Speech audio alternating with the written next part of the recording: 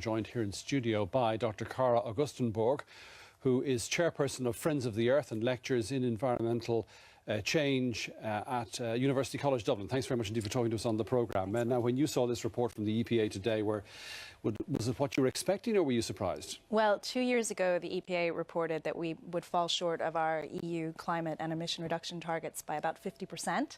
And today, what they announced indicates the situation is far worse. So we're looking at maybe achieving our targets by about a quarter. So that's really an appalling result. We're one of only 2 countries that won't achieve our 2020 emissions reduction targets in the EU. And is there any measures that can be put in place that at this stage could actually enable us to reach these targets, or is that effectively gone now? Well, to reach our overall target, which is a low carbon transition that we need to make, which the EPA talked about today, we would have to reduce our emissions by about 5% per year starting now. And we could do lots of things. We could stop burning peat, for one. It's the dirtiest fossil fuel and it's an incredible carbon sink for us. We could close Money Point coal-fired plant.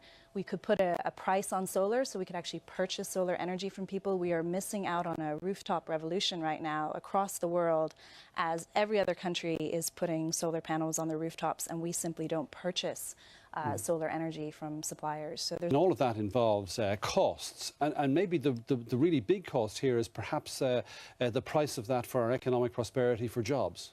Yeah, I mean, what we know is that if we move to this low-carbon society and a fully renewable energy system, we would create 100,000 jobs in this country. So actually, there's a potential for real economic growth as a result of the low-carbon transition. And if we fail to achieve these EU commitments, there are massive fines. So when you hear what Minister Denis Naughton's been saying today, for example, looking at things like more investment in renewable energy, other measures, would you be confident that there's a resolve here to deal with this? No, they published in March a draft national mitigation plan, which was really not a plan at all. It was more of a discussion paper. The government is legally obliged by the 10th of June to provide a full national mitigation plan on how we will reduce emissions. And so far, we haven't seen any kind of action that would indicate how they will close the gap so that we meet our 2020 and our 2030 targets. All right, there we leave it. Dr. Cara Augustenborg, thank you very much indeed for talking to us. Thanks, Brian.